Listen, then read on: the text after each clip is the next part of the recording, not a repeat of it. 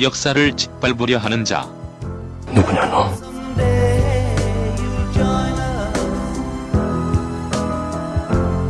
진짜 역사, 가짜 역사. 진짜 역사, 가짜 역사 42번째 순서 시작하겠습니다. 독립운동이 새롭게 보이고 있습니다. 촛불의 힘입니다. 심콩쌤. 안녕하세요. 심용환입니다. 예, 이제 우리가 만주로 떠날 날이 며칠 남지 않았습니다. 1월 18일. 야, 지금 등록하면서 자기 꼭 2명 대기하고 자기 어머니하고 같이 갈 테니까 하얼빈 데리고 가달라고. 지난주에도 와서 그러고. 지금 자리가 없잖아요. 없는 데서 데리고 가달라고. 또 그 누군지 알아요? 최강욱 팬클럽 회원이야. 무슨 법. 제가 팬클럽이 어디 있어요? 이제 팬클럽도 있어요? 있죠. 그 법을 이기는 법, 그 수강생들 4명이 몰려다니면서 4명이 모여 앉아갖고 40명 술 먹는 것보다 더 많이 먹는 인간들이 있어. 최강욱만 외치고 다녀. 자, 역사학계 방송에 떠오른 스타. 안녕하세요. 최강욱입니다. 예, 지난 시간에 이어서 지난 시간에는 활동 자금, 은행을 털면서 나는 강도가 아니고 만주로부터 온 혁명 군인이 움직이지 말고 돈을 모두 내놓아라.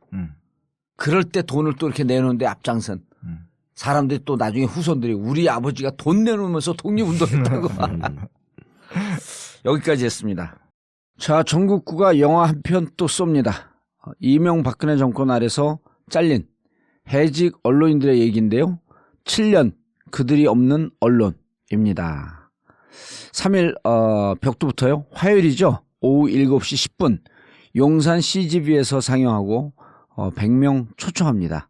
자세한 내용은 imtv.or.kr imtv.or.kr에 들어오셔서 신청하시면 되고요. 그리고 내일 올해 마지막 날이고 10번째 촛불문화제입니다. 저는 TBS TV와 함께 강화문에서 정봉주의 품격시대 현장 공개 방송을 합니다.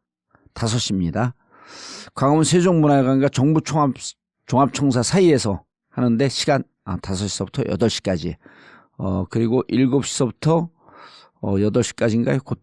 그때는 이재명 시장도 초청 패널로 옵니다. 자세한 내용은 imtv.or.kr imtv.or.kr 혹은 다음 카페 정봉주와 미래 권력들 홈페이지를 참고해 주시기 바라겠습니다. 조기 대선 가능성이 높아졌습니다. 대선 승자 궁금하시죠? 누가 대통령이 될까요?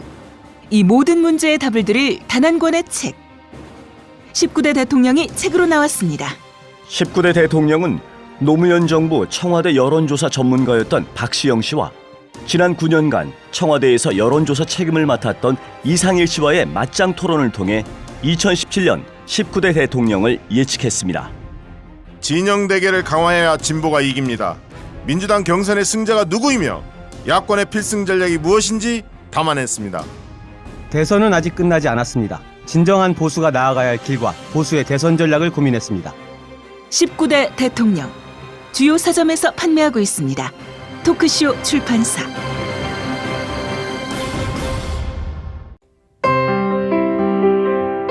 박근혜 대통령 탄핵안이 국회에서 통과될 때 세월호 가족들은 통곡을 하며 주저앉았습니다. 아이를 가슴에 묻고 거리로 나서 싸워봤던 지난 3년의 세월이 통곡과 한으로 스쳐 지나갔습니다. 지금까지 가족들의 손을 잡아준 분들 고맙고도 또 고맙습니다. 여러분의 도움으로 함께 살아왔습니다. 마지막까지 가족들의 손을 잡아주세요. 인터넷 검색창에 세월호 가족지킴이를 검색하세요. 여러분 한 분 한 분의 고마운 관심과 후원으로 가족들이 버텨나가고 있습니다. 세월호 가족지킴이.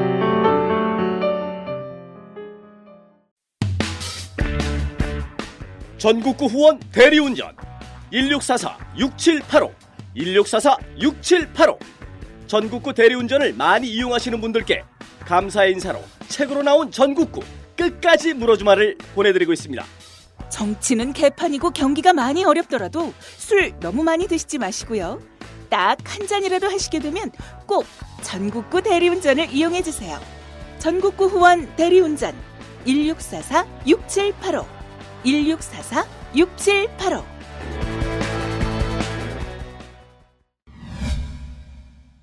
네, 오늘은 이제 사실은 여성 독립운동가 한 명 꼭 얘기하고 싶었고요. 예. 그리고 이게 이제 우리는 학교에서 이렇게 좀 뭐라 하더나 독립운동사만 배우지 친일에 대한 이야기 잘 안 배우잖아요. 그리고 이번에 나왔던 국정교과서도 친일을 했다는 얘기까지 인정했지만 디테일에서 확 떨어지거든요. 예. 그래서 좀 진짜 학교 좀 안 배우지만 꼭 좀 알았으면 좋겠는 이 시기 때 어떤 친일 활동 같은 것까지 같이 좀 얘기를 해보면 재미지 않을까. 예. 그 시간을 좀 준비했습니다.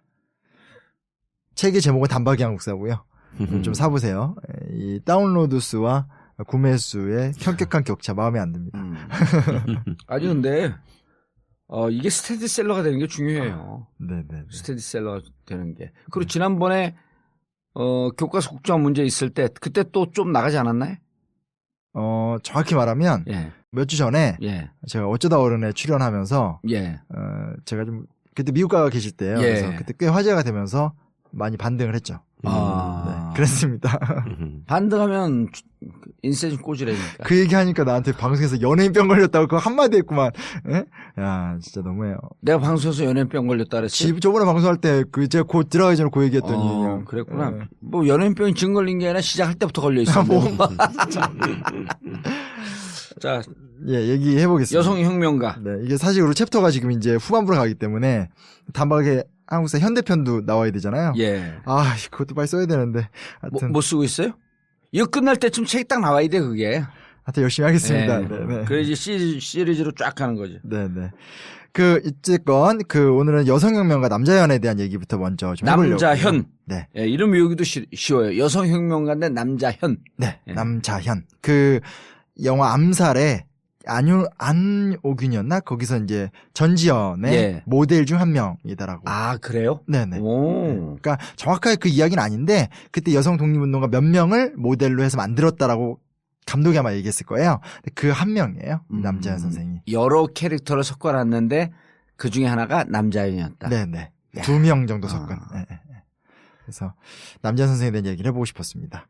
그러니까 좀 전제는 우리가 독립운동의 대부분 다남자잖아요. 그러니까 예. 항상 우리가 좀 갖고 있는 오류가 독립운동은 남자가 하는 거다라는 좀 오해가 있는 것 같아요. 근데 누누이 얘기하는 거지만 사실은 그 독립운동가가 독립운동 할 때 마치 안중근 의사가 이제 이토를 처단할 때 그 어머니가 이제 뭐 내 아들아 이러면서 편지도 쓰시듯이 사실은 그 가족을 지탱하고 그 자식을 기르고 이랬던 건 다 여성들이었었기 때문에 여성들의 역사에 대해서 우리가 절대로 간과해서는 안 된다. 그러니까 유명하신 분들 많잖아요. 김구 선생의 어머님부터 그렇죠. 그 광락원 여사부터 해서 안중근 선생 어머니, 그러니까 다 그 훌륭한 어머니들이 있었기 때문에 그런 아들들이 나왔다는. 딸도 그래요. 안창호 선생의 그 따님들 미국에서 따님 또. 그리고 지청천 장군의 따님 이런 분들도 대부분 다 아들들보다 훨씬 독립운동가로 유명하니까 그래서 좀 그런 부분 우리가 간과하면 안 될 것 같고요. 근데 이제 말 그대로 여성이 스스로가 돼서 항일운동을 펼치면서 아주 좀 중요한 역할을 했던 것 중에 가장 인상적인 건 남자현 선생 같아요. 예. 예. 좀 대표 주자로 제가 한번 갖고 왔습니다. 별명이 여걸 남자현 선생이에요. 인상도 사진이 하나 남아있는데 굉장히 눈이 크시고요. 강인해 보이는 부리부리한 인상이시고요. 원래는 이제 기독교도로서 애국개몽 운동 같은 것들을 많이 했고요. 원래는 이분이 책에다 자세히 못 써놨는데 효부상도 받고 써놓긴 써놨다. 효부상도 받을 정도로 집안에서 이렇게 좀 가사도 잘 돌보고 네. 시어머니도 잘 봉양하고 이랬던 분이라고 합니다. 근데 남편은 남자연이 24살 때 홍구동 전투에서 죽게 되고 결국은 이제 3.1운동 당시에 남대문교회를 중심으로 만세 시위에 참여하면서 점점점 이런 운동에 이제 빠져들게 되고요. 그러다가 1910년대 때는 만주 삼원보로 망명을 하게 됩니다. 그래서 여기서 이제 주로 자금을 모은다라든지 아니면 부상병을 간호를 한다라든지 이런 활동 많이 하셨고요. 21년에는 길림성에서 20개가 넘는 교육단체도 조직도 하는데 큰 공을 세우고요. 그리고 이제 대표적인 건 26년에 이제 이관린, 이양숙 같은 다른 여성 운동가들과 조선혁명자 후원회 같은 활동들도 하게 됩니다. 그러니까 여기까지 이제 여성이 할 수 있는 좀 전형적인 독립운동이거든요. 예. 그 다음부터 좀 재밌어집니다. 1927년이 되면요. 남자연은 조선총독 암살 계획을 세웁니다. 야, 이게 진짜 이런 거 내가 지난 시간에도 잠깐 그 영국 기자 얘기를 했지만 우리 그 독립운동을 했던 이 독립운동가들은 네. 결기가 대단했던 것 같아. 아, 그렇죠. 그러니까 일단 죽여도 대빵들만 가서 죽이려고 그러는 거야. 그 대빵 죽여야지 역사 바뀐다고 보는 거예요. 그렇죠, 그렇죠. 예. 잔챙이들 상대 안 해. 그러니까 아니 안중근 의사가 이토 히로부미 예. 이등방문 암살하잖아요. 네.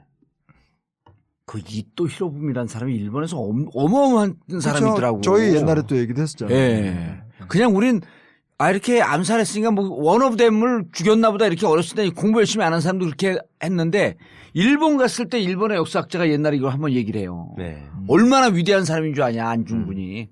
일본의 역사학자가. 이토 히로부미는 지금 우리 대통령보다도 더 파워풀했을 거래요. 여기 조선반도에서는. 아니, 이토 일본 수상을 몇 번을 했는데 네. 이토가. 아 그래요? 네, 그럼요. 오. 일본 총리 최고의 대신. 최고의 정치가 일본의 헌법을 만들고 일본의 정치 정도를 정리하고 일본의 내란을 수습하고 그러니까 하여튼 이토는 일본에서 영웅 중에 영웅이에요. 영웅 중에 영웅이 또 옆에 최순실 같은 사람도 없었잖아. 그쵸. 그게 대단한 거지. 비교도 안 되죠.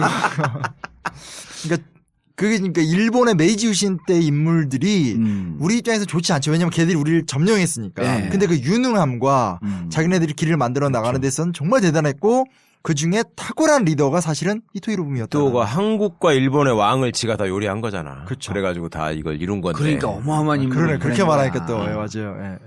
어마어마한 인물을 보낸 거야.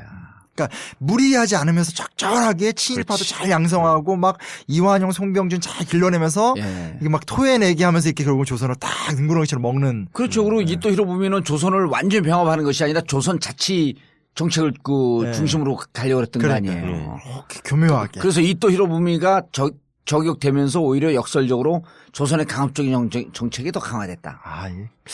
열심히 하는 어떤 또 선생님 모습이 기억나는 거만 이제 그런 걸 이제 안중근 의사가 그냥 딱 쳐다는 그냥 여파가 큰 거죠. 아니 그리고 비슷한 사람 6명인가 또 죽였다는 거 아니에요. 4명인가 뭐 옆에 있는 사람들 따라오던 선수. 따라오던 수행인들. 찍히다시 누가 진짜 인물인지 모르니까. 네. 그때 뭐 SNS가 없었을 때니까. 그렇죠. SNS만 아니라 뭐 사진 자체가 이토가 건물이니까 찍기다시들도 다 급이 높았잖아. 그쵸. 거기들도. 한목에 다 보낸 거네 진짜. 네. 그러니까 나중에 나오겠지만 뭐 의열단이나 또 이제 한인애국단 하게 되면 뭐 윤봉길 이런 사람들이 날렸던 사람들의 레벨이 엄청나요. 그냥 어디 가서 아무데나 폭탄 던지고 어마한 사람 죽이고 이런 게 아니라 구청장급은 안 죽였네. 일본 문서를 보면 특무공작 활동이라고 해서 이제 우리의 조선의 어떤 투쟁을 그렇게 규정을 하더라고요. 그리고 이때 이제 보면 단체들이 뭐 5파괴 7가살이라고 주요 지역과 주요 인물만 처단한다는 게 거의 모든 단체가 다 공통적으로 리스트가 돌아요. 조선 총독 암살 계획을 세우고 참 멋져 진짜. 이거 진정으로 멋진 거예요 이거는. 여자분이. 예. 그래서 김문거로부터 권총 한 자루와 탄알 8발을 받고 서울에 잠입합니다. 해화동 그러니까 대학로 근처에서 머물렀는데 안타깝게도 기회를 잡지 못하고 만주로 돌아가요. 근데 이제 그 다음에는 31년에 지난 시간에 얘기했듯이 만주사변이 일어났잖아요. 그래서 만주를 일본이 먹으니까 중국 입장에서 무력으로 싸우면 지니까 이걸 국제연맹이 제소를 합니다. 국제연맹에서 미국이 리튼 조사단이나 조사단을 파견해요. 그래서 현지를 시찰하러 오는데 남자연 선생 입장에서는 여기다 뭔가 이렇게 한번 호소를 해보겠다. 그래서 손가락 2마디를 자릅니다. 잘라서 혈서를 써서 이렇게 독립청원서를 만들어요. 근데 너무나 슬픈 것은 이것도 이 혈서를 전달도 못해요. 그러니까 기회를 못 얻은 거죠. 그래서 사실은 일단 얘기 다 하고 말씀드릴게요. 그리고 다시 또 1933년이 되면요. 만주국 건국 1주년 기념식장에서 일본 고위 관료들에 대한 또 암살에 착수를 합니다. 그래서 권총, 탄환, 폭탄 2개를 마련했으나 이번에는 또 밀정의 밀고로 검거가 됩니다. 그러니까 성공으로 따지면 사실 그게 굵직한 성공을 이루지 못하는데 여성의 몸으로 이런 행동을 시도했다는 것 자체가 충격적이고요. 결국은 이걸로 잡혀서 옥고를 치르다가 병보석을 이제 좀 일찍 나왔는데 그때가 60세예요. 60세 때 이제 돌아가시면서 이제 읊조린 얘기들이 조선, 뭐 독립 이런 얘기를 읊조리며 돌아가시는데 유언이 뭐였냐면 그때 가지고 있던 전 재산이 200원이었대요. 200원. 아마 꽤 그래도 적은 돈은 아니죠. 적은 돈 아니죠. 네. 그러니까 지난 시간에 우리가 뭐 100원 이렇게 전달되고 그런 거 보면. 그렇죠. 예. 근데 그 200원을 자기 전 재산이죠. 뭐 집 한 채 값, 뭐 그래서 200원을 이제 자식들한테 이제 나는 죽지만 이 돈을 꼭 이게 독립운동가 특히 임시정부에 전달해달라 해서 이게 전 너무 이걸 제가 이렇게밖에 글을 못 썼다는 게 속상할 정도로 그러니까 1947년 서울운동장에서 그 자식 유족들이 김구 선생님을 만나서 김구 선생한테 기병을 줘요. 그걸 받는 김구 선생의 마음은 어떻겠고 이 되게 유명하셨던 분이었나 봐요. 독립운동계 내에선 남자연을 모를 수가 없다라고 불릴 정도였는데 참 그 장면이 저는 글은 이게 아직 이렇게 좀 글의 형식이 있으니까 제가 디테일을 묘사 못했는데 쓰면서 한계가 있는 굉장히 거죠. 좀 속상하고 막 많이 가슴이 아프더라고요. 네. 참 저때 저렇게 참 저런 돈은 다 저기 하신 분들은 자손들이 다 어렵게 살고 이 돈 저돈 다 빼먹은 놈들은 지금까지 그냥 떵떵거리면서 살고. 그리고 저는 조금 속상한 게 우리가 독립운동사를 공부하면 이것도 나름 교과서의 성과주의거든요. 안중근은 이토를 죽였고 윤봉길은 뭐 홍코공을 날렸고 이봉창은 천황을 죽이려다 실패했고 은근히 다 성과 위주로 써 있는 거예요. 우리 독립운동사도 전 이게 좀 중요한 지적 같아요. 뭐 청산리에서 김전이 대첩을 이뤘고 물론 중요하지만 이 삶을 보면 그렇죠. 이걸 이분이 안중근 의사보다 뭐가 못해요. 아니 그러니까 역사 변혁은 우리가 늘 혁명 한식의 혁명을 얘기할 때 혁명을 성공한 지도자를 얘기하지만 사실은 지금 촛불하고 똑같은 거거든요. 그렇죠. 촛불을 지휘하는 지휘부가 저 촛불을 성공시키는 게 아니고 촛불을 든 100만, 200만 민중의 힘으로 역사를 바꾸는 거거든요. 그렇죠, 그렇죠. 근데 민중의 힘 중에서도 이렇게 거룩하게 희생한 이런 분들이 손가락 마디처럼 대나무의 매듭처럼 시기를 획을 거준 거거든. 그래서 이 혁명이 가능했고 조선 독립이 가능했고 사회 변혁이 가능했던 건데 그렇죠. 성공한 역사만 보게 되면 성공하지 않은 사람 그럼 뭐 독립운동 안 했나요? 그러니까요. 예. 좀. 학교 다닐 때 공부 못했던 우리 같은 사람들이 버텨주고 있으니까 전교 1등도 나오는 거지. 그렇죠. 예? 그리고 전교 1등 했던 꼴찌가 애들이 있는데 꼴찌가 없는데 어떻게 전교 1등만 있어요? 전교 1등 했던 애들이 또 나쁜 짓 많이 하잖아요. 다 나쁜 짓 하지. 오히려 안 예. 그렇고. 그래서. 153명 중에서 152등 했던 나는 좋은 짓 하고 사는 거 있는데 그 등까지는 해본 적이 없어서. 다 백지를 냈는데 백지 내고 두들겨 맞았잖아요. 그 무슨 말이에요, 갑자기? 아니 시험을 보는데 예. 이 백지를 내는데 백지가 그 용인되는 애들이 있어요. 밴드부. 운동부나 밴드부. 예. 그다음 운동부. 예. 우리는 아이스하키가 있었거든요. 걔 백지를 냈는데 선생님 부르는 거예요. 다시 쓰라는 거야 이거를. 예. 답을. 근데 옆에 이제 강경남이라고 있어요. 우리보다 2살 많은 애. 걔 밴드부거든요. 이름까지. 내가 걔를 꼭 이겨보고 싶어갖고 걔가 계속 153등이야. 내가 저놈 키플카 못 꺾는다. 아, 그러니까 153등이 돼보고 싶어서? 네. 참나. 그래갖고 냈는데 결국 이 답을 쓰라 그래갖고 두들겨 맞고 아무나 쿡쿡쿡 찍으니까 152등을 한 거야. 걔 그놈이 나중에 졸업하면서 걔는 군대 갔거든요. 네. 그 졸업할 때 이제 우리가 그때 이제 우리 미성년자지만 걔가 성인이니까 술 한잔 먹으면서 군대 가면서 너는 결코 나를 이길 수 없어. 그래도 서울이라고 수준이 달라. 그 옛날에 아이스하키부가 있고 말이야. 네. 아, 그러네. 그러면 70년대 때. 그러면 이렇게 팩 놓고 교실에서 변호사님 상상도 못할. 스틱 이렇게 들고 다니고.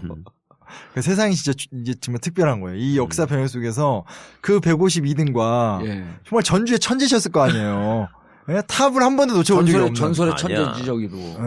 이 같이 방송에서 이렇게 어울린다는 게 이런 거 전혀 상상도 안 하시잖아요. 그렇죠? 막 2등하면 괴로워하고 전교 2등하면 괴로워하고 이러신 거 아니에요? 근데 2등하면 괴로워했어 진짜? 2등을 해본 적이 없어? 그런 것 같은데 노코멘트. 왜 말을 안 해? 입을 딱 다물고 있는 거 해본 적이 없나 봐. 한 번도 그렇죠. 아니 지난번에 최변이 얘기했나? 그 우병우 얘기하면서 예. 영주고등학교에서 아마 2등과 그 평균 예, 점수가 수십 점 차이가 났을 거라고. 아, 지방이니까 그런가. 상대가 안 되는 거죠. 1등과 2등과. 아, 변호사님도. 예. 아니 근데 여기는 이제 또 서울대 가는 사람들이 많았을 텐데 이제 내가 그래갖고 여기 다니던 학교를 잘렸고 이제 저기 경기도로 갔잖아요. 근데 내가 국영수는 잘했거든. 그러니까 시험 맘 먹고 보면은 153명 중에 국영수 보면 한 3, 4등 안에 들어가요 또. 확 올라가고. 예, 나머지 암기 과목을 못해서. 근데 저기 경기도 시골에 가갖고 외대를 들어갔잖아요. 내가 19기인가 18기인데 그 18년, 19년 만에 서울에 있는 4년제 대학 최초로 들어간 거예요. 그랬다고 그러셨지 진짜. 아, 그 지방 출신으로. 예. 학교에서. 그동안 그 전에 1등 하던 애들은 강원도에 있는 무슨 그 강원대 이런데 좀 낮은 과. 그래 학교가 많이 떨어지는 데죠. 많이 떨어진다구나. 예? 그래서 4년제 대학을 갔다고 그것도 외대 갔다 그러니까 학교 가갖고 그 얘기를 하니까 선생님들이 믿지를 않아. 거기 갈 수가 없는 대학이라니까. 그것도 영어과 갔다니까 믿지를 않아. 특지고 이런 데 가신 거예요? 특지고도 아니죠. 서울에서 옛날에 연합고사 떨어져갖고 가는 특수지 인문계보다 더 떨어지는. 저로서도 표정이 진짜 막 일그러진다 그냥. 상상할 수 없는 진짜 와 진짜 너무하다 진짜. 그러면 그 특수지 인문계라고 옛날에 있었잖아요. 그거보다 더 떨어지는. 그러니까 그것도 사실 진짜 공부 안 하는 친구들이 가는 게 예, 서울에 그때 우리는 야간이 있었거든. 야간보다도 더 떨어지는. 야간 그 학교를 나온 거예요, 제가. 변호사님이 흐뭇한 눈빛으로 아래 것들의 이야기를 무흐한 분위기. 그런 것도 있구나 막 이러면서 막. 근데 이제 여기까지가 오늘은 좋은 얘기예요. 예. 그러니까 근데 좀 아까도 말씀드렸지만 여성이라는 주제도 간과 안 했으면 좋겠고요. 그리고 제발 성과주의로 안 갔으면 좋겠다. 아까 도사님이 더 잘 얘기해 주셨지만 정말 저런 분들의 노력이 켜켜이 쌓여서 독립운동이 이야기를 만들어 온 거지. 결코 어느 날 어느 한 명이 이렇게 뭐 큰 대박을 치고 이런 건 아니다라는 거. 근데 너무 속상한 거는 이제 무장 독립운동 탄압사들입니다. 이게 이제 사실 자료가 되게 없었어요. 근데 그 만주 일대에 만주와 연해주 일대에 얼만큼 이제 그 일제가 탄압을 해서 막 죽이고 했는지에 대한 거의 구하기 힘든 자료를 하나 이제 구해서 봤는데 너무 속상해요. 그 보면 일본이 이제 막 집요하게 토벌전을 하거든요. 마적단을 매수합니다. 마적단을 매수해서요. 마적단의 리더가 장강호라는 애가 있어요. 예. 얘를 아예 조선총독부가 조선총독부에 초청을 해요. 초청을 해서 탄 뭐 2,000발, 권총, 독가스 다 줍니다. 그래서 500여 명의 정예 요원을 선발하고요. 1920년대 때 안도현 일대 한인들을 습격하는데 가옥 40여 채를 불태우고 그 당시 여기 지역에 독립운동하던 광복당 관련자 10여 명은 독가스로 죽이게 되고요. 다시 한 달 이후에 또 그 팀들이 인근에 가서 광복단원들 한 28명 정도를 죽이고요. 이런 식으로 이게 지금 여기 책을 보시면 뭐 24도구, 22도구, 23도구 이 도구가 그냥 요즘 말하면 뭐 뭐라고 하죠? 그 뭐 몇 번지 이거거든요. 예. 그냥 지역이에요. 그 일대에. 그래서 그 일대에 가옥과 학교를 불태우고 독가스나 총으로 일대 사람들 다 죽이는. 진짜 일본놈들 나쁜 짓 무지하게 해야 됐어. 큰 사건이에요, 이게. 그리고 이런 만행이 계속 이어져요. 제가 사실은 책의 분량상 다 못 썼고, 개중에 눈에 띄는 것만 정리해 온 건데, 30년대 때, 또 일대적인 한 31년에 인하동에서는 반일 투쟁을 모의 중이던 김시준 등 11명을 체포해서 살해하고, 같은 해 내풍동이라는 지역에서는 한인 사회주의자 염기순 등을 체포하는데, 이들은 그 지역 동네에 있는 북일 소학교라는 초등학교에다가 기둥을 묶어서 6명을 죽이고요. 아니 나는 이거 공부하면서 이 우리 그 진각하면서 가끔 그런 생각이 드는 게 진짜 초등학교, 중학교, 고등학교 필수 과목으로 일제 36년 만행사 이거만 따로 과목을 하나 만들었으면 좋겠어. 그다음 또 하나 뭐냐면 50년 이후 이승만, 박정희, 전두환, 노태우 군사 독재 정권 만행사. 뭐 인권 유린사. 예, 아니 만행사야 만행사. 만행사. 예. 그런 거 갖고 그런 거 철저하게 공부시키면 이게 세상이 좀 바로 잡힐 것 같아. 그러니까 뭐 많이 할 것도 없이 강기훈 유서대필 사건 같은 거 뭐 그런 거 몇 개만 해도 자세하게. 세상에 인혁당 정말. 사건 이런 거 그렇죠. 사법살인 그냥 판결 나기도 전에 상행시켜버리는. 맞아요. 네. 그러니까 그런 거를 달달이 외우게 하는 게 아니라 뭐 한 2주 정도 하나를 깊이 파면 한 사건만 제대로 딱 배워도 애들의 생각이 바뀌죠. 그렇죠. 네, 할 필요도 없어요. 그리고 그거를 요즘 다큐멘터리 얼마나 재밌게 잘 만들어요. 아니 공영방송에서 그런 거 다큐멘터리 만드는 거 주제 하나씩 딱 잡아갖고 요즘 그것이 알고 싶다 이런 거는요 다큐멘터리거든. 그 예전에 이제는 말할 수 있다라고 해가지고 쫙 시리즈로 만들었는데 그러면 뭐예요? 또 나라가 꼴이 이렇게 됐는데. 그러니까요. 그런데 정말 뿌리를 뽑아야지. 이승만이래. 이명박근혜 정권 9년인데 야 촛불로 이 세상이 뒤집혀지는 거 보니까 그때 아무리 보수 교육을 시켜놨어도 의미가 없는 거예요. 안 돼요. 이 대한민국 이 한민족에 흐르고 있는 이 정의의 이 DNA가 어떻게 할 수가 없는 거네 보니까. 하여튼 뭐 이명박근혜 9년 동안 그 고생을 했길래 또. 근데 그때 그거는 나 귀에 쟁쟁하게 남던데. 뭐? 나쁜 놈 들이 우성 DNA라고. 예, 제가 예? 전에 말씀드렸던 예. 거. 예. 진짜 그럴까? 이번 촛불 보니까 그런 것도 아닌 것 같은데. 그러니까 이제 이런 좋은 DNA들이 더 많이 이제 전수가 돼야죠. 사실 그 동안에 보면은 그 왜 제가 아까 지난 시간에 말씀드렸던 뭐 나쁜 짓 저지르고 나서 자기 고백이나 반성한 사람이 하나도 없다. 일본 놈들은 차라리 했었는데. 예. 예. 그러니까 그게 그 어디 타협해가지고 빌붙어가지고 뭐 받아먹고 한 놈들이 어디 가서 처벌받고 망신당하는 걸 본 적이 없거든. 그러니까 그거를 먼저 얘기하는 놈만 바보가 되는 거야. 그렇잖아. 그냥 진실을 얘기하면 바보가 되고 가만히 있으면 계속 호의호식하면서 자리가 생기는데 지금 새누리당에서 그 국회의원 떨어져갖고 그 공기업 가 있는 인간들 얼마나 똥똥으로 지난번에 예. 정쿠스 몇 번 얘기했는데 아, 국회의원 떨어진. 떨어진 아니 함승희도 지금 저기가 하의원 가 있잖아요. 그렇죠. 예. 그다음에 그 이노근 그 끔찍한 그 인간 네. 지금 한수원 가 있잖아요. 이노근이 한수원 사장이에요? 예. 도로공사 사장도 마찬가지고. 그러니까 이직거리를 해갖고 거기 이 권력에 붙어먹고 사는데 똥똥거리고 사니까 사람들이 저기 잘 살고 있는 건 줄 아는 거야. 그러니까 이렇게 그 청문회 같은 데 나와서도 야 끝까지 모른다고 하고. 그럼. 왜냐면 언제든지 자기한테 기회가 올 줄 아는 거예요. 아 근데 우리가 일제 만행사 이 독재 만행사를 하면 이제 발붙일 데 없는 거지. 그래서 역사 공부를 해야 된다고 저는 생각해요. 나는 진짜 어설픈 정권 교체되는데 어설픈 관용을 베풀고 용서하고 무슨 사면하잖아. 난 그날서부터 그 인간 그 대통령 탄핵 운동 시작할 거야. 그 저도 적극 예. 동참하겠습니다. 그거는 그 섣부른 용서라는 거는 정말 그럼요. 그 패를 우리가 너무 많이 겪었기 때문에. 그건 악을 더 강성시키는 토양이 되는 거예요. 그렇죠, 그렇죠. 예. 그러니까 그러니까- 너무 홍보를 했다 우리가. 하여튼 근데 그 뭐 유전자 얘기를 했지만 저는 역사학도로서 예. 역사는 결국 그 옛날에 M 스코트 팩이라는 심리학자가 무슨 얘기를 하냐면 이런 악인들이 창고라는 세상 속에서 역사가 진보하는 게 자기 신비롭다 이런 얘기를 자기 저서에서 한 적이 있거든요. 예. 그러니까 역사를 공부하면 과정 너무 힘들지만 넘어에 또 다른 역사의 발전이 있으니까 예. 그런. 근데 아무튼 얘기가 갑자기 그걸로 빠졌는데 얘기는 사실 계속 고통스러운 얘기예요. 그래서 32년에 왕청현 신흥자에 있는 대감자라는 지역에서는 홍두주 등 39명이, 금곡촌에서는 김정숙 등 44명이, 삼동 일대에서는 40여 채의 가옥이 불타고 11명이 총살당하고요. 이 장강호가 계속 이렇게 죽이면서 다니는 거예요? 아니요.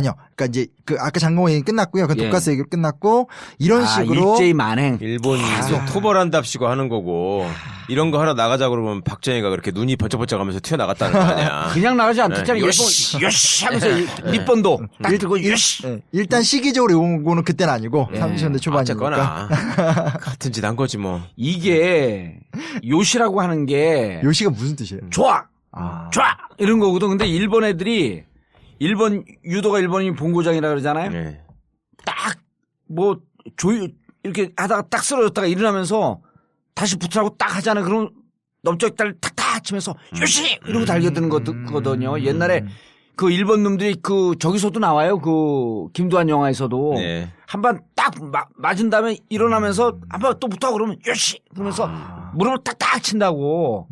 근데 이 타케키 마사오가 독립군 토벌하러 간다 그래서 니번다 딱 들고 요시 그러면서 나갔다는 거 아니야. 좋다고. 네? 그리고 청와대에 있으면서 술만 만취가 되면 일본 군복을 입고 그렇죠. 니번들 들고 난 이러고 있을 때가 일본 만주군관학교에서 독립군 토벌할 때가 제일 행복했었다고. 이거 옛날 같은 때 최순실 사건 이전에 하면 감옥 끌려가요. 이런 얘기하면. 이제 다카키 마사오가 어디서 죽은 유령이라도 나타나봐라. 그냥 가다가 유령 나타나면 불알 걷어 찬다 이씨. 참. 그 유령에 진짜 54년을 우리가 헤매고 있는 건데. 네. 열받아 진짜 전국구가 아니라 진각이 없으면 이런 거 어디 가서 분풀이를 하냐고. 그러니까요.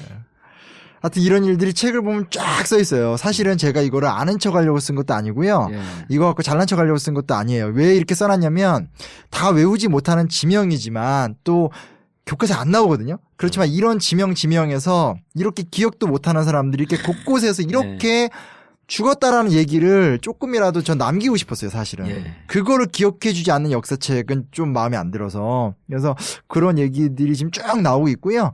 그중에 이제 해란강 학살 사건이라고, 이 해란강이 그 해란강이에요. 그 일송정 그 푸른솔 그 나오는. 여기서도 뭐 농민 50명이 학살을 당하는데. 해란강은 굽이굽이 흐른다, 뭐 그. 네네네네. 한줄기 해란강은 천년 네, 네. 두고 흐른다. 근데 여기 죽일 때는 2살 난 어린아이랑 70대 할머니도 죽여요. 그래서 이게 그 유명한 해란강 학살 사건이라는 사건도 있고요. 뭐 이런 일들이 너무 많아요. 그래서 뭐 변절자였던 배일원이라는 사람이 대왕구에서는 길을 안내를 해서 자기와 같이 했던 사람들을 민간인 13명과 뭐 군인 30명을 죽이고, 뭐 향수화자라는 데서 70명을 죽이고, 왕창문에서는 농민 20명을 죽이고, 뭐 동변도 지구에서는 300여 명을 총살로 죽이고, 이런 거 되게 많이 나와요. 근데 그 중에서 제가 사실은 전체를 다 담은 게 아니라 일부를 정리해서 분량에 맞춰 쓸 수밖에 없어서 썼던 건데, 제가 결코 이거는 뭐 우리 책이 되게 뽐나는 내용이 들어있다 이게 아니라, 제발 이렇게 많은 지명에서 이렇게 역사 교과서에도 안 나오는 이렇게 많은 사람들이 죽어갔다라는 것에 대해서 좀 알았으면 좋겠다. 네. 아니, 요거 377페이지, 378페이지 카피해갖고 뉴라이트 일제 이 침략의 역사가 좋았다라고 하는 놈들한테 한번 갖다 줘보고 싶어. 너 무슨 생각하는지. 그러니까요. 아는지. 이 중에 네 조상이 있을지. 이렇게 죽은 사람들이 지금 다시 환생해갖고 너를 쳐다보고 있을지. 무섭다. 예? 사실은 저렇게 죽어간 사람들이 죽어가는 순간까지도 마음속에 품고 있던 나라가 있었던 건데. 그러면 뉴라이트 놈들은 그 나라가 없었다는 거잖아. 지금 그걸 부정하는 거잖아. 1948년에나 나라가 있었지. 그전에는 없었다는 거잖아. 국적도 다 다르고 김구는 중국인이고. 정말 나쁜 놈들이죠. 그러니까 이 사람들이 왜 저렇게 그 한 마음으로 죽어갔겠어. 그러니까 오로지 조선의 독립 예. 딱 하나에 썼던 거예요. 그러니까 나의 나라 조선의 독립. 네.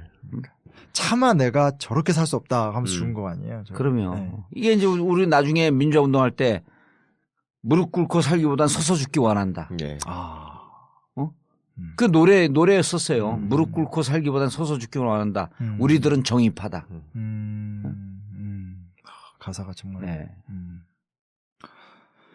그렇습니다. 선배들 감옥 가는 날 스크럼 짜면서 그 노래를 부르면서 이 교정을 막 하면서 경찰들이 삐식삐식 웃고 있을 때. 그래도 우린 죽진 않잖아요. 감옥에 좀 끌려갈 뿐이지. 근데 이땐 다 죽은 거 아니야. 제가 지난 주말에 예. YWCA에서 뭐 하는 청소년들을 만났어요. 근데 걔네들이 저한테 선생님 뭐 이렇게 국정한 다음에 뭐 이게 무슨 뭐 태클이나 감시 이런 거 예. 없었냐고. 근데 제가 무슨 얘기했냐면, 그래서 민주주의 중요한 거라고. 저는 그런 거 당해본 적이 없다고. 뭐 다소간에 뭐 무슨 뭐 아이디라든지 댓글이나 이런 거 있지만 뭐 제가 잡혀간 것도 없고. 예. 진짜 선배들을 생각하면 전 죄책감 때문이라도 이게 이렇게 살면 안 될 것 같아요. 죄책감을 씻을 수 있는 길이 있어요. 한번 잡혀갔다 오면 돼. 아이, 자기 진지하게 할 때 내가 다 들어주는구만. 나 진지하게 얘기하는데. 네? 너무 진지하게 하면 사람들이 재수없다 그래요. 그러니까 역사를 바꾸는 경험을 해본다는 게 되게 중요한데, 옛날에는 막 비장한 경험을 했잖아요. 말씀하신 것처럼. 예. 누구 막 그 진짜 눈앞에서 불타 죽는 것도 보고. 그러면. 막 그 때리면서 80년대 중반에. 끌고 가고 예. 이러는 것들 보고 수시로 그냥 사람들 사지 들려가지고 막 그 끌려나가고 이런 걸 보면서 그 분노를 억누르면서 그 했던 것과 요새는 아주 그러니까 이 어린애들도 그냥 즐겁게 동참하면서 싸우는 이런 모습들이 예. 그것도 그만큼의 역사가 발전했다고 믿어야 되는데 저는 한편으로 그게 돌아서서 30년이 흘렀는데 사람들이 또 길거리에 나와서 모양은 다르지만 또 싸워야 되는구나. 이게 슬픈 거예요. 아, 정말. 그게 슬프겠다. 그게 슬퍼. 내가 맨날 농담처럼 그러잖아요. 지금으로부터 몇 년 전이야? 37년 전. 80년도에는 광화문 그 남대문 밑에서 쇠파이프를 들고 경찰차하고 맞서 싸웠고. 아, 맞아. 87년도에는 그 뭐예요? 저기 서울신문이니까 무슨 앞이지? 프레스센터 앞에서. 네. 프레스센터 앞에 그 대로에서 한 손에 화염병 한 손에 짱돌 들고 싸웠고. 지금은 다시 촛불을 들고 광화문으로.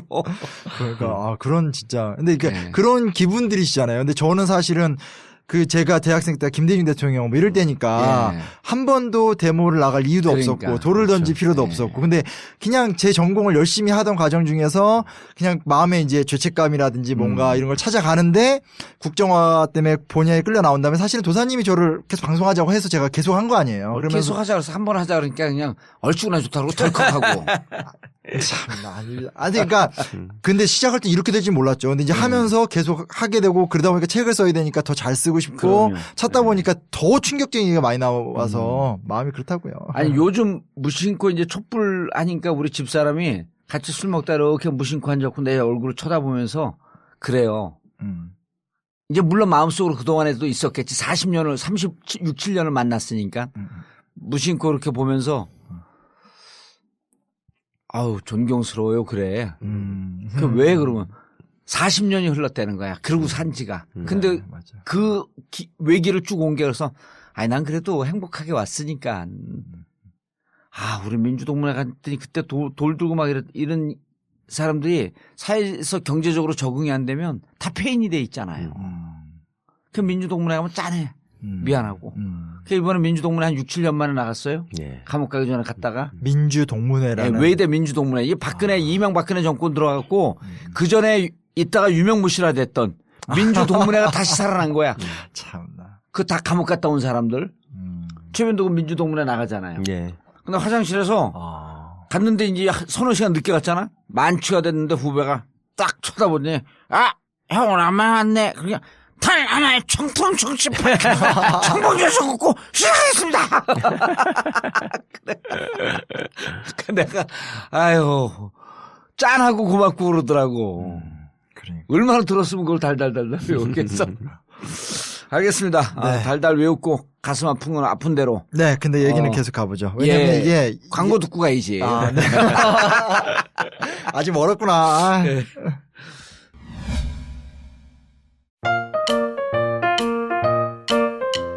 보험 모두 다 가입하고 계시죠? 그런데 잘 계산해 보셨나요? 아마 그렇지 않았을 겁니다. 하지만 따져보세요. 조금만 따져보면 훨씬 큰 도움이 됩니다. 정봉주의 전국구가 신뢰하는 마이보험 체크. 이미 가입한 보험이나 신규 보험도 가장 좋은 조건을 체크해서 찾아드립니다. 인터넷에서 마이보험 체크를 검색하세요. 전화 문의는 1800-7917, 1800-7917. 마이보험 체크. 간단하지만 재테크의 첫걸음입니다.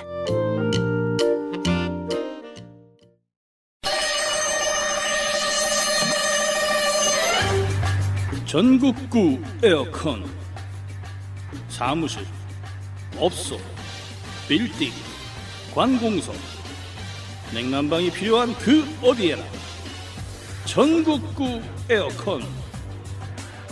제품 선정, 설계부터 시공까지, 그리고 에어컨 세척까지 전국구 에어컨. 031-403-2331, 031-403-2331. 검색창에서 전국구 에어컨을 검색해주세요. 수익금은 전국구 제작과 벙커 운영에 사용됩니다.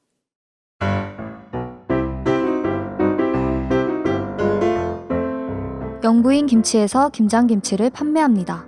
11월부터 1월까지 겨울 시즌에만 판매하는데요. 김장김치에는 일반 김치와 달리 양념에 추가로 생굴, 밤, 청각, 참깨 등이 들어갑니다.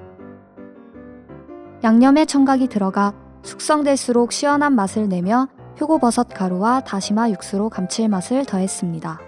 물론 자신의 입맛에 따라 재료를 선택할 수도 있습니다. 전북 진안 고원에서 생산된 100% 국내산 최고급 재료로만 담근 영부인 김장김치. 지금 주문하세요. 전화 02-948-1519, 02-948-1519. 영부인 김치 홈페이지 그리고 imtv.or.kr, imtv.or.kr 마켓에서도 구매하실 수 있습니다. 영부인 김장김치.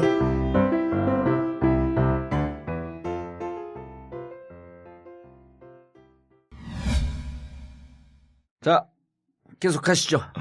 네, 그러니까 이 광고 들은 다음에 좋은 얘기 나오면 좋은데 오늘 얘기는 좋게 끝난 얘기는 아닙니다. 왜냐면 사실 한국 교과서 우리 교과서에서 많이 좀 소홀하고 또 이제 뉴라이트를 아예 없애려고 작정했던 부분이 바로 친일의 문제인데 예. 이제 친일이 시기별로 달라져요. 그래서 예전에 기억하시겠지만 그 동화학에서 막 일진회 같은 거 나와서 걔네들이 친일하고 이런 얘기 있듯이 이게 한인들이 만주나 이런 데로 이주하니까 거기에서 독립군도 생기지만 거기에서 또 친일파들도 생겨요. 그렇죠. 예, 그래서 그 독립군과 친일파의 투쟁. 이게 아직 많이 미개척 분야인데 네. 그래서 최대한 좀 자료를 많이 찾아봤는데 일본 놈들이 원하던 바가 됐네. 그렇죠. 왜냐하면 손 안 대고 코 푸는 길이 아니 그렇죠. 친일파를 많이 만들어서 싸우게 하는 거. 네. 근데 이게 20년대 때는 이때는 저도 이제 고민했어요. 얘네들이 왜 친일파가 됐을까? 친일파가 되면 먹고 살기가 좋은 거예요. 이 원칙이 안 바뀌는 것 같아요. 그러니까 지금 새누리당 붙어 있으면 먹고 살기 좋은 거나 똑같은 거지. 똑같아요. 왜냐면 이 친일 단체들이 하는 행동이 대부분 다 그 지역을 안정시키고 식민 정책에 이렇게 협력하고 이런 역할들을 하면서 독립군을 밀어내는 거거든요. 그렇죠. 그리고 니들 후손은 뉴라이트가 되거라. 이때 대표적인 단체가 만주보민회라는 네. 단체하고 평텐거류민 조선인회 뭐 이런 단체들입니다. 그래서 이 단체들이요. 만주보민회 같은 경우는 일제가 만주를 진출하려고 막 시도를 하거든요. 예. 아직 이제 만주사변 전이에요. 그래서 그 만주 진출 계획과 연결돼서 가게 되죠. 그래서 이인수, 최정규 이런 애들인데 재밌는 게 얘네들이 어떤 출신이냐? 시천교도들. 그러니까 예전 그 일진회. 그러니까 예. 동학에서 맞아 생각난다 이제 일진. 예, 갈라져 나왔던 그 친일파애들. 걔네들이 여기 와서 또 뿌리를 내리는 거예요. 이거를 보고 일본도 이 얘네들이 시켜서 간 애들이 아니거든요. 지들이 알아서 가서 기회의 땅이라고 이제 한인들도 많이 가니까 자리를 잡으니까 그걸 보고 일본 외무성에서 이거 좀 괜찮다. 라고 하면서 얘네들이 컨택을 하게 됩니다. 여기 기술 들어가게 되면 먹어줄 것 같다. 이게 용어가 다르다. 그래서 이게 뭐 텍스트 이제 인용된 자료들 보면 뭐 보민의 두령은 일진의 잔당인 시청교 가운데 있다. 그래서 그거를 좀 이렇게 잘 사용해야 된다. 이런 얘기들 나오고 일본 문서를 보면 관동군 지휘관이 직접 걔네들을 이렇게 좀 컨트롤해야 된다. 이런 기록들이 나오더라고요. 그러니까 일본은 자신들의 어떤 그런 침략을 목적으로 만주 진출을 목적으로 또 여기 있었던 이 친일파애들은 그 일본하고 좀 붙어 먹으면 여기서 좋은 경제 이득을 얻을 수 있지 않을까. 네. 참 나쁜 짓을 하는 거죠. 네. 그래서 그 효과적으로 사용하다가 또 필요 없으면 버려요. 그래서 그러겠죠. 네. 토사구팽 아니야. 네. 1924년까지 얘네는 한 3, 4년 정도 쓰다가 필요 없으니까 회장 최정규에게 10,000원을 지급하면서 적절한 보상을 해주고 이제 해산을 시키죠. 이것도 엄청 큰 돈이죠. 그렇죠? 네, 큰 돈이고요. 평텐거류민회의 이 평텐은 이게 이제 오늘날 생양, 그러니까 심양이라고 보통 많이 부르는. 예. 이게 오늘날도 만주의 대표적인 도시인데 이때도 심양. 네. 세냥. 옛날에 그 러일 전쟁 때 엄청 싸웠던. 네. 봉천 아니야? 봉천? 펑텐이? 네네. 네. 그러니까 이게 사람들이 많이 헷갈려하는 게 저도 막 헷갈렸는데 이제 봉천이 펑텐이고. 봉천이 심양이 됐다 네. 이거지. 네. 또 생양, 선양 이렇게도 부르고 막 그래서 거기에 이제 그게 지금 동북 삼성 중에서도 물류 중심지고 여기 성도예요, 성도. 그렇죠. 심양이 단둥을 거쳐서 펑텐 그리고 이제 또 베이징 뭐 그렇죠. 옛날부터 뭐 심양왕이라고 그 고려 저기들 가서 있으면서 진짜 똑똑하세요. 뭘 이렇게 똑똑한 거야. 좀 러프하게 비전공자 중에 심양왕 얘기하는 거 정말 변호사님 처음 심양왕? 봤어요. 그러니까 뭐냐면 나도 얘기했잖아. 아니 심양이 왜 의미가 있냐면요. 그 동북 삼성 아니에요. 흥룡강성 뭐 요녕성 그렇죠. 뭐 그 랴오니 그다음 뭐지 또? 요녕성. 랴오닝성 요녕성 그다음 흥룡강성 또 하나가 뭐야? 길림성. 요 동북 삼성이잖아요. 근데 이 중에서 심양이 그 동북 삼성의 물류 중심지예요. 근데 물류 중심지인데 일본 애들이 중국에 진출하는데 여러 가지 제약이 많았잖아. 그래서 일본 애들은 다일랜드 뭐 대련에는 일본 투자가 많이 됐어요. 근데 심양은 동북 삼성 중에 유일하게 우리나라 투자가 일본 투자보다 더 많이 돼 있어요. 현재. 처음서부터도. 그러니까 처음에 일정하게 일본이 들어갔다가 우리가 투자하면서 그래서 동북 삼성 중에서 심양은 한국 기업들이 가장 우호적인 지역이에요. 여기가. 그래서 여기에 내가 가갖고 여기에 한국인 학교 교육부가 인정하는 그 학교 건물을 내가 하나 그 뺏어줬다는 데 아니에요, 여기가. 또 그런 일이. 그러면 그리고 여기 이제 심양 상공인 회의 건물도 또 그 심양시장한테 하나 얻어주고. 이 모든 정치인들이 이렇지 않죠. 정치인 출신들이 이렇게 활발하게 그렇죠. 잘 모르죠. 그렇지. 그래갖고 지금도 가면 제 사진만 걸려 있어요. 거기에 심양 그 한인상에 그 꼭 건물에는. 가봅시다. 심양에 가서 예. 정봉주 사진 밑에 사진 하나 찍고 그래, 와야지 그래. 우리가. 새누리당이 이걸 띄워내라 그랬다는 거 아니에요? 새누리당한테 가고. 어. 근데 그걸 한번 붙어 있는 건데 그걸 왜 띄우내? 아 진짜 사진이 딱 붙어 있어요? 그러니까 거기 심양 만들 때 그 옛날 처음에 심양 그 한인상인에 건물을 만들 때 사진을 쭉 찍어놓은 거 있잖아. 30장. 그 중에 내 사진이 6, 7장 된다니까. 아 가보고 싶다. 그러면 그거 띄워놨으면 이제 가서 다 불지르고 오는 거지. 하여튼 중심지고요. 예. 그 아까 심양왕 같은 거는 이제 그 뭐 고려 시대 때나 이렇게 그 지역 성의 제후여서 이제 뭐 고려 충선왕이나 선조가 옛날 임진왜란 할 때 그 선조가 조선 지키기 부담스러우니까 광희군한테 넘기고 거기 가서 심양왕 되고 싶었거든요. 아. 예. 그래서 이제 그거를 그때도 예. 중심지였었네.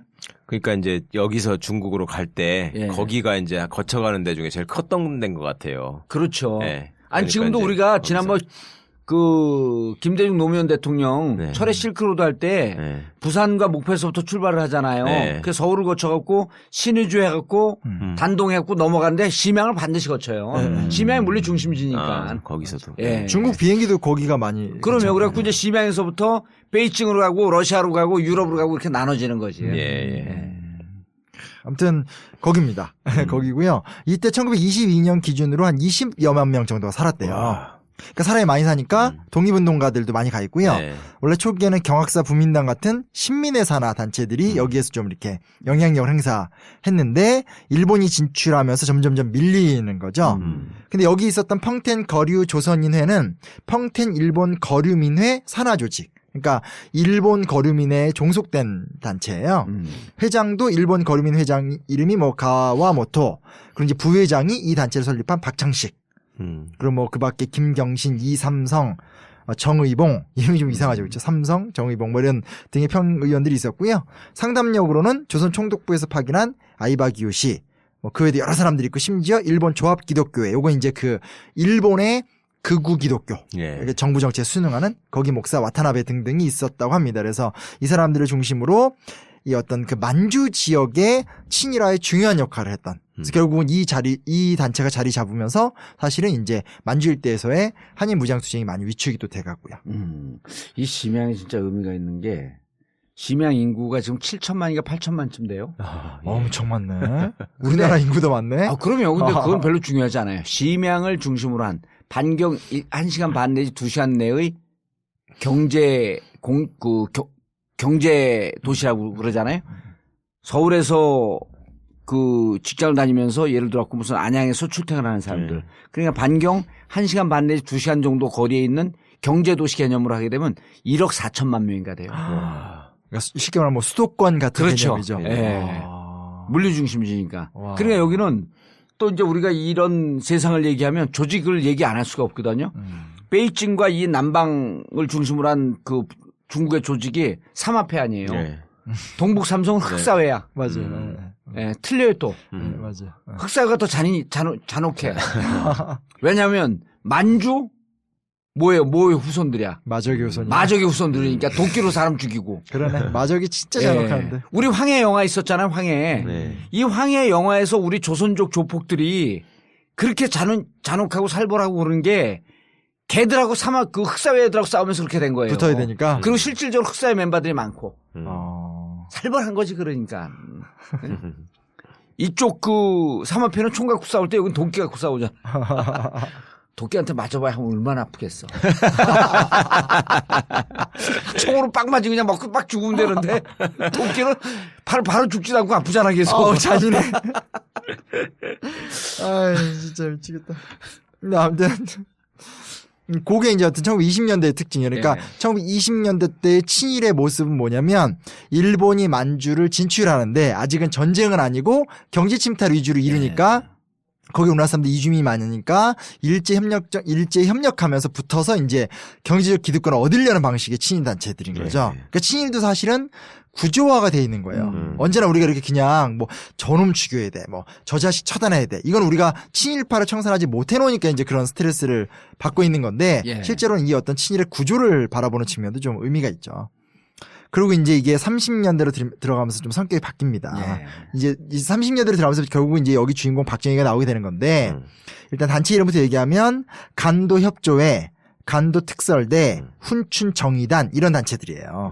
근데 얘네는 진짜 나쁜 게 뭐냐면 물론 그 얘네들은 무장 단체들입니다. 그래서 항일 유격대를 타격하는 것이 토벌하는 걸 목표로. 그렇죠. 그게 목적이 되는 거죠. 토벌 때. 네. 사실 토벌이라는 단어가 워낙 안 좋은 단어여서 그렇죠. 예, 쓰긴 좀 그런데 아무튼 토벌하는 게 목적이고요. 아니, 그걸 써야지 더 잔혹하게 느껴지지. 잔혹한 짓을 많이 했는데. 네. 그래서 아무튼 뭐 그래서 그 경찰 기관을 보조하는 형태의 단체들이 만들어진대요. 그래서 뭐 관동군 헌병사령부, 연길 헌병대장, 가토 중자와 연길 독립수비대장, 다카모리 중자 등이 핵심이면 간도특설대의 리더 김동환 같은 애들이 회장으로서 여기 붙어서 일본 헌병대의 밀정이나 간도 지역의 친일 인사들 같은 역할을 하면서 이제 막 이제 나쁜 짓을 하게 되는. 서북청년단 같은 거지 뭐. 그렇지. 서북청년단의 일정판. 일제시대의 모델. 그렇죠. 근데 이게 규모가 커요. 전 이게 언제나 충격인데 간도협재는 1936년까지 존속하는데 회원만 7,700명.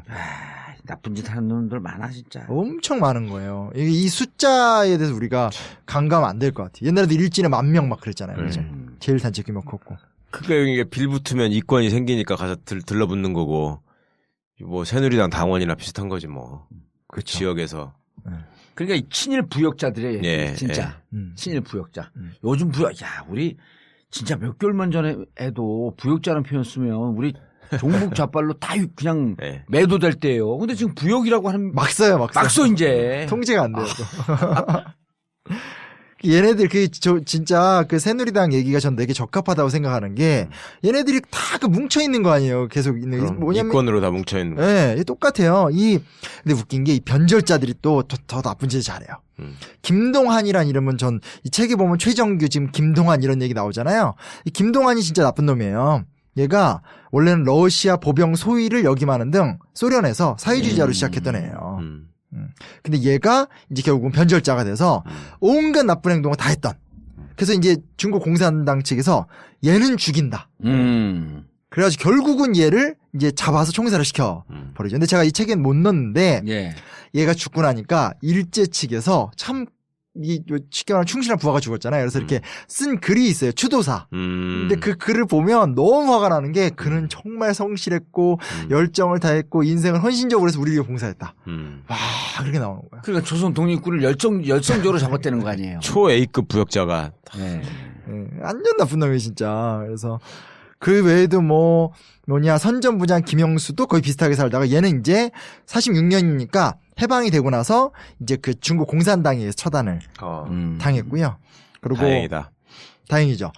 그 조직부장이자 특별공작대 대장이었던 김송열도 얘는 이제 그 투항사업 그러니까 이제 한의사회주의자나 독립운동하는 애들을 이렇게 투항하라고 이렇게 하나 하다가 그 대가로 65원의 수당을 받기도 하고요. 김영수는 일본 헌병 상등병으로 특급 대우를 받기도 하고 그러니까 하다 보면 잘하니까 일본 군으로 들어가는 경우죠. 아니면 그에 준하는 대우를 받는. 그때 얘는 44년에 길주라는 지역에서 총살을 당했다고 합니다. 그리고 산업부장 김우군도 비슷한 일을 하다가 얘는 또 연길에서 해방 이후에 47년에 또 중국 공산당에 의해서 연길에서 총살을 당했고요. 특별공작대 부대장 유충이도 얘도 변절자예요. 얘도 이 항일 투쟁을 막 이렇게 짓누르는데 앞장서고 수당도 받았는데 37년에 얘는 또 자살로 생을 마감했는데 정확하게 자살의 목적을 제가 찾아내지 못했고요. 그런 경우 그래서 김동열 같은 공작원 김동열도 변절자로 시작했다가 그 대가로 돈을 받고 해방 이후에는 또 이제 일을 하려고 북한에 잠입했다가 압송당해서 사형을 당하기도 하고요. 이런 식으로 좀 그런 케이스가 많아요.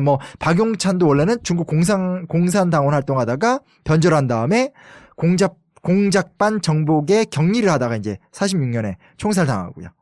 이런 식으로 이제 얘기들이 쭉 나옵니다. 근데 전체적으로 보면 참 재밌는 게 러시아 소련이나 아니면 중국 공산당 산하 조직 아니면 항일 활동을 하다가 변절을 해서 이런 활동을 하다가 이제 죽은 사람들이에요.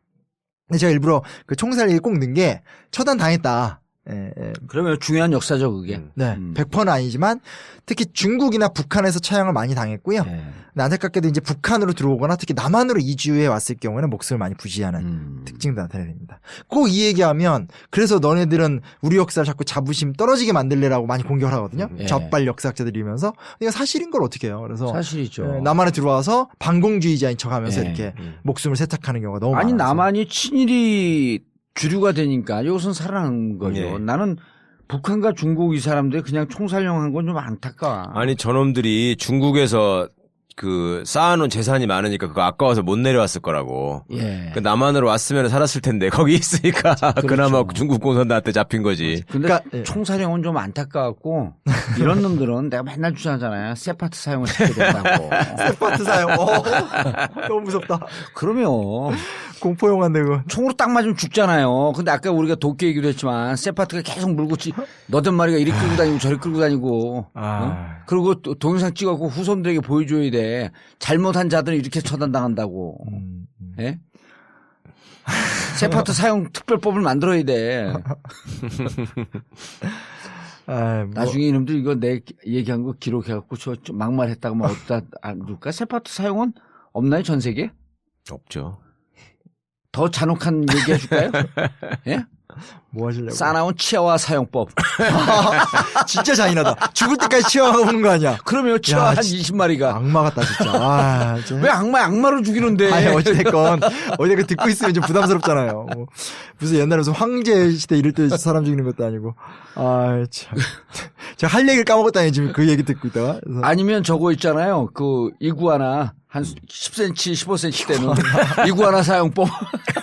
이구아나가 계속 물어뜯는 거야. 한 100마리로 갖고. 진짜 대박이다.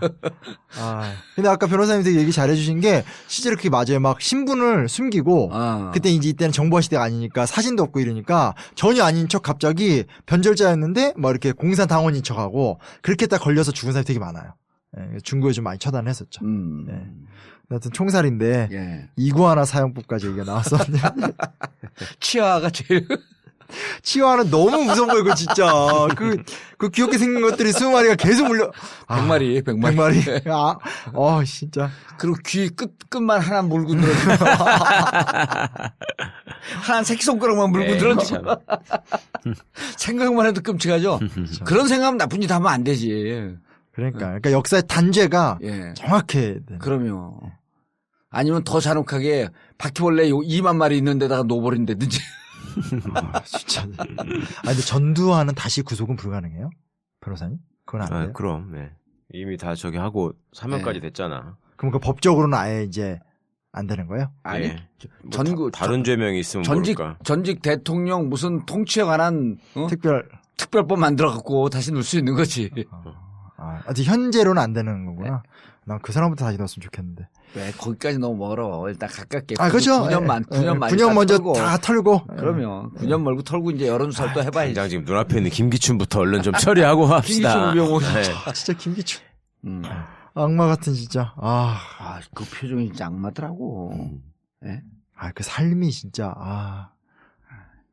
언론차 이제 김기춘을 만들었던 훈춘정의단이라는 단체인데요.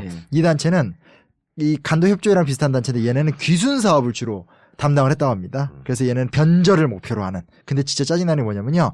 그 선전 사업을, 그러니까 변절을 막 귀순을 강요하기 위해서 발행했던 잡지 이름이 저스티스. 정의라는 잡지예요. 되게 기분이 나빠요. 그래서 일본과 조선을 일치 단결해서 러시아의 침략으로부터 함께 투쟁해야 된다. 이게 뭐냐면 이때부터 반공이라는 이름으로 어떤 민족 모순이나 이런 것들을 물타기를 하려는 세력들이 시작됐다는 거예요. 그래서 일본과 조선은 협조 관계이고 사회주의에 대한 부정적 이미지를 강화해서 어떤 그런 만주 일대에서의 항일 투쟁을 무력화시키려고 하는 그런 어떤 활동들을 많이 했다고 합니다. 그러면서 오늘의 마지막 얘기이자 가장 큰 얘기죠. 박정희, 백선엽, 그리고 김일성, 이 불편한 존재들에 대하여 뭐 이런 이제 얘기를 오늘 좀 해봐야 될 것 같습니다.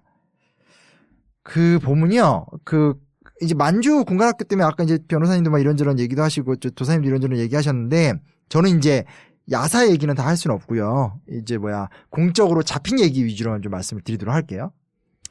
그 간도 특설대라는 단체입니다. 1938년에 간도 특무기관장 오코시 노부오 중자 주관하에 부대가 창설이 됐어요. 근데 이 단체는 주로 만주에서 활동만 하지 않고 또 40년대 좀 43년경으로 가면 러성으로 가서 주로 이제 주 공산당 산하무장부대인 팔로군과 주로 싸우는 활동들을 많이 했고요. 이 부대에 이제 속했던 인물이 그 유명한 백선엽, 예. 박정희, 정일권 같은 사람들이 이제 들어가게 되는 거죠.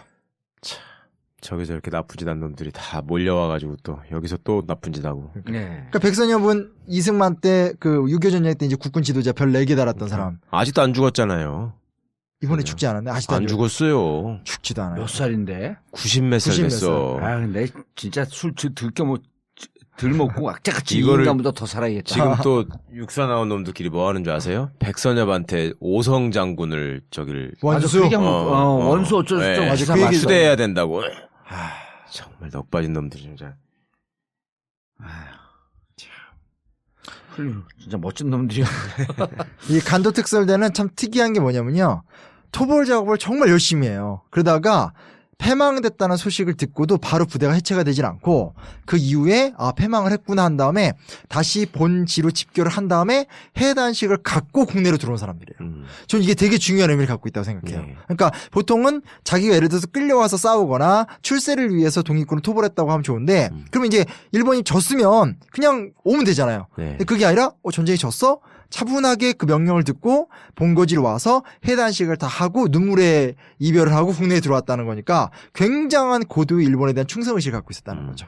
그래서 이것도 좀 간과할 수 없는 주제라고 좀 볼 수 있습니다. 엄정한 군기, 일본에 대한 충성을 자랑하고 이런 것들이 되게 하고 좀 사람들이 제가 이거를 좀 혼자 관심이 가서 막 친일 인명사전도 막 찾아봤는데 보면 이 사람 이 군인 쪽에서 이 나쁜 사람들이 많아요. 이 사람들이 이 간도 특설대에 속해 있던 사람들도 있고 좀 옛날 얘기까지 살짝 들어가면 지청천은 왔잖아요. 네. 근데 지청천에 동기인 일본 육사 26기, 홍사익, 이응준, 유승열, 신태영 등은 일본군에 남았다는 거예요. 그리고 유승열이나 신태영은 아들이 유재응, 신응균인데 얘네들도 다 일본 육사 출신이었다는 거예요. 그러니까 이건 지금 간도 특설대 얘기를 하는 게 아니라 지청천은 탈출해서 왔잖아요. 예. 근데 지청천만큼 똑똑했던 누구냐? 유승열, 신태영 등은 일본 육사에 남고 자기 아들들도 일본 육사에 보내서 일본 육군에 뛰어난 인재를 길렀다는 거죠. 김서우가 다 저놈들이 또 한국군으로 와서 또 장군까지 된다니까. 그렇죠. 그 얘기 하려고 하는 거예요. 그래서 김석원도 둘째 아들 김영수도 그렇게 됐고 이 유승열, 신태영 국방장관이 나중에 됐고요. 유승열은 부산 정치파동 때 계엄사령관, 신은규는 국방과학연구소장. 이 무시무시한 거죠, 그렇죠? 네. 그래서 이런 일들이 일단 있었다라는 거 이게 참 부끄러운 일이고요. 간도 특설대 창설 당시에 사실은 맨 처음에는 조선인 장교 소수였대요. 근데 이제 거기서 이제 대부분 다 이제 우리가 만주 군관학교라고 얘기를 하지만 펑텐 군관학교라고 부르는 게 정확한 표현이고요. 신현준, 강재호, 김백일, 마동학. 근데 이제 강재호가 이제 그 박정희의 고향 선배. 그리고 원래 박정희가 대구 사범학교 그렇죠. 출신이잖아요. 네. 대구 사범학교 선배였대요. 얘의 소개를 받고 저놈 따라서 갔구나. 들어오게 된 거예요. 근데 그때는 학교 이름이 바뀌어서 신진군관학교로 바뀌었는데 신진군관학교 출신으로 유명한 사람이 누구냐? 정일권, 박정희, 그리고 박정희 5.16 군사쿠데타 때 반발했었다가 체포됐던 이할림. 이할림. 나중에 결국 변절하죠. 그랬죠.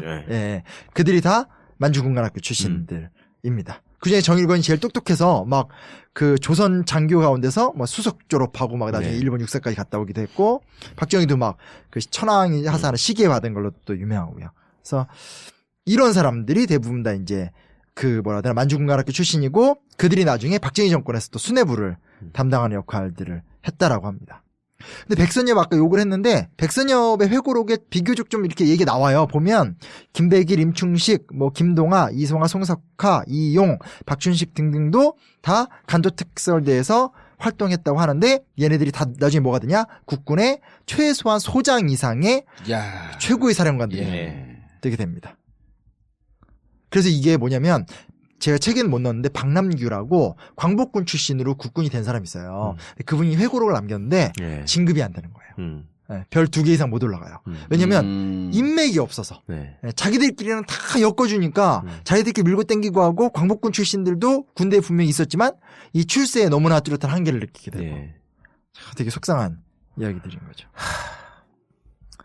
얘기가 너무 우울하게 푹 빠지나요?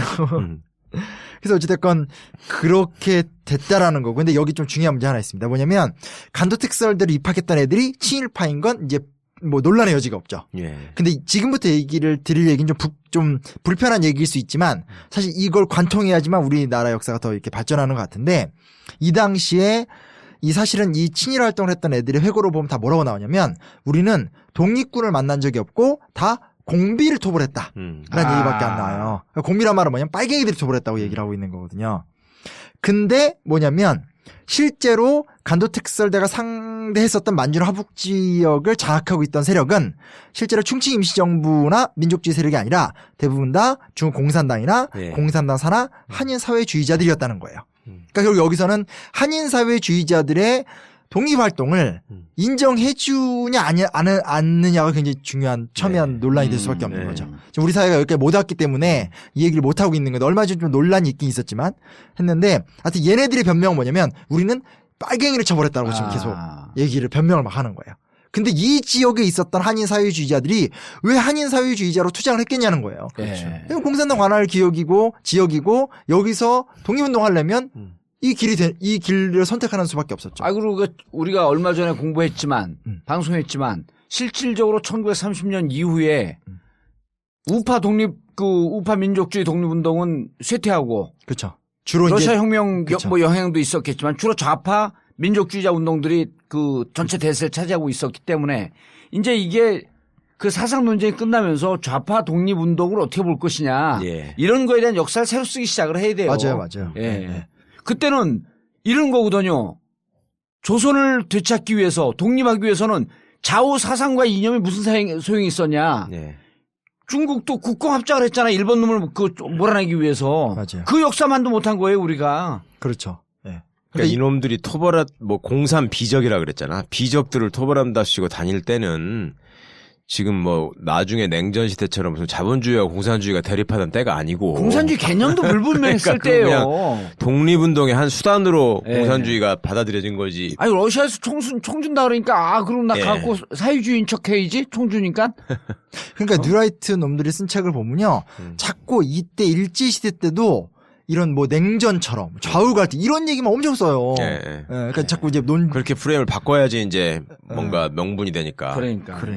그래서 근데 이제 여기 이제 오늘 마지막 얘기인데 30년대 후반 만주 항일 투쟁의 지도자들 중에 전설적인 사람이 많아요. 저우바오중, 양징위 이건 다 중국 사람들인데 여기 한 명 누가 들어가냐면 이제 김일성이 들어가야 되는 거죠. 그래서 근데 김일성만 있었던 게 아니라 한인 사회주의자들 중에서 정말 만주 지역에서 탁월한 활약을 했던 사람들이 많은데 살아남은 사람이 이 사람밖에 없어요. 헤드급 중에서는. 그런 사람이 있고 그래서 여기서 이제 그런 사람이 있다는 거고요. 그 과정 속에서 굉장히 격렬한 투쟁들을 해나갔다라는 부분들. 근데 이제 그 과정 속에서 이제 김일성 부대에서 이제 김일성만 이제 살아남게 되고요. 이제 그가 이제 결국은 계속 여기서 투쟁을 하지 않고 소련으로 갔고 소련에서 이제 머무르다가 이제 해방 후에 돌아와서 북한의 역사를 써 내려가는 과정을 이야기가 가기 때문에 이 과정을 두고 이제 계속 좀 이렇게 얘기를 갖고 이상하게 하게 된다는 거죠. 그래서 아까 이제 두 분이 이미 얘기 다 하셔서 제가 따로 마무리할 필요가 없는데 뭐냐면 진정한 우리 역사를 다 이렇게 좀 체계적으로 쓰려면 사실은 한인 사회주의 운동사를 객관적으로 받아들일 수 있을 만큼의 남북 관계가 진전이 되고 그렇죠. 어떤 이런 잘못된 극우적이고 뉴라이트적인 문화가 청산이 돼야지만 이 얘기를 더 많이 쓸 수 있죠. 그러니까 당시에 사회주의 독립운동 계열에 대해서는 북한도 왜곡하는 게 마찬가지거든. 김일성이 중심으로 다 해야 되니까 뭐든지 다 김일성 부하로 만들잖아. 맞아요. 그리고 김일성이 다 한 것처럼 얘기하고. 다 한 것처럼. 그러니까 양쪽의 왜곡이 똑같은 거지. 양쪽의 왜곡이. 그래서 저희 책에서는 사실 어찌됐건 현실 상황 속에서 했기 때문에 챕터 한인 사회주의 얘기 챕터를 이 책에 분량해서 그렇게 엄청 많이 넣지 못했지만 그래도 이런 것들 고려해서 일부 좀 내용을 넣었기 때문에 좀 진지한 화두가 됐으면 좋겠다. 오늘 얘기의 마지막입니다. 알겠습니다. 이제 2016년도 저물하고요. 내일 또 연말을 기해서 광화문 촛불을 다시 한번 또 들고 우리는 또 나가서 생중계 방송을 하고 근데 올해 우리가 전국구를 하면서 가장 보람 있었던 그 중에 하나가 진가역을 시작을 했다. 예. 진짜 역사, 가짜 역사. 이게 한 2월서부터 했나? 3월서부터 했나요? 모르겠네요. 시작하시 2월 정도부터 그때쯤 했죠. 그래서 정말 처음에는 경우에 따라서는 10만 명도 간신히 넘어서 듣고 그다음 마지막에는 결국 최순실 특수를 타갖고 100만 명까지 돌파한. 100만을 돌파한. 어찌 보면 우리가 앞으로 이 대한민국 역사를 사는 사람으로서 전국구라고 하는 그 역사도 남겠지만 이 진가역이라고 하는 역사는 정말 의미 있는 그 시도를 했고 의미 있는 성과를 가져왔다. 지금 1년쯤 지나니까 저에 대한 평가도 사람들이 많이 틀려줘요. 뭐 하나 물면 끝까지 하는구나. 원래 끝까지 하는데 이게 그 무식해서 그냥 끝까지 하는 거거든.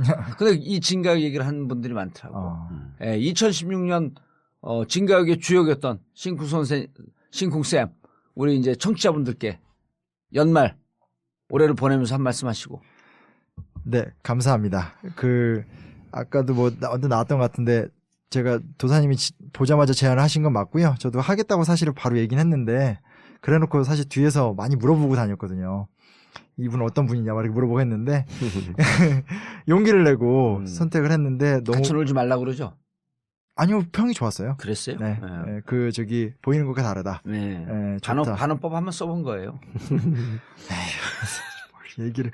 네, 아무튼 그래서 했는데 되게 보람있고 뿌듯하고 저한테는 어찌됐건 인생이 더 많이 변화하는 수밖에 없는 틀거리 된 것 같아요. 그래서 그냥 이렇게 말로만 이렇게 무책임하게 하는 행동하진 않겠고요. 이 역사를 책임지는 성실한 역사적 삶을 살도록 노력하겠고 담백하게 한국사 현대편을 또 열심히 저작해서 계속 이야기를 만들어가 보도록 하겠습니다. 그러니까 진가역을 들어주시는 분들은 이게 단순히 내가 과거에 암기 과목으로 공부하기 싫었던 역사를 그냥 이렇게 해서 들으니까 재밌더라 여기서 멈추시는 게 아니고 지금 2016년에 촛불을 든 국민들이 만들었던 역사, 그 역사 속에서 스스로 역사의 주역이 돼서 살아 숨쉬었다. 이 부분을 더 뿌듯하게 기억해 주셨으면 좋겠습니다. 저도 마지막으로 1년 동안 역사 얘기를 하면서 느꼈던 게 그리고 촛불을 맞이했잖아요. 그러면서 우리가 잠깐 얘기했지만 촛불을 보니까 진각을 한 게 그리고 또 그 역사를 다시 들여다보면 훨씬 더 보람 있더라. 그래서 제가 올해 느낀 거는 역사라고 하는 것은 이 사회의 정의를 지키는 마지막 보루이다. 멋있다. 2016년 자랑스러운 촛불의 역사 속에서 우리는 함께했고 그리고 2017년 새로운 역사를 쓰는 대한민국 리셋 리모델링 코리아로 가는 그러한 길목에서 다시 만나기를 바라면서 진짜 역사 가짜 역사 2016년 마지막 회 마치겠습니다. 감사합니다. 감사합니다. 이게 마지막 회인가요? 2016년? 예. You may say I'm a dreamer, but I'm not the only one. 역사를 짓밟으려 하는 자. 누구냐 너? Someday you'll join us. 진짜 역사, 가짜 역사.